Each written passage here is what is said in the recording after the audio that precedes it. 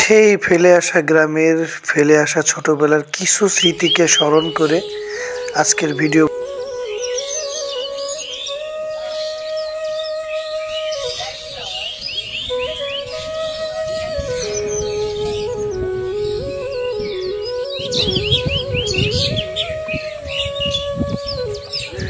বরাবরের মতো সবুজ ভূমির সেই আয়োজন, প্রাকৃতিক দৃশ্য ভিডিওর মাধ্যমে আপনাদের মাঝে উপস্থাপন করা।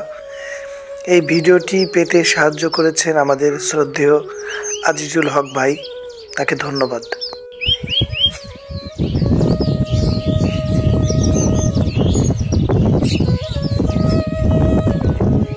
আজকে আমরা আপনাদেরকে দেখাবো গ্রামীণ নদী নালার মাছ ধরার কিছু প্রাকৃতিক দৃশ্য। চলুন দেখতে থাকি। ধন্যবাদ।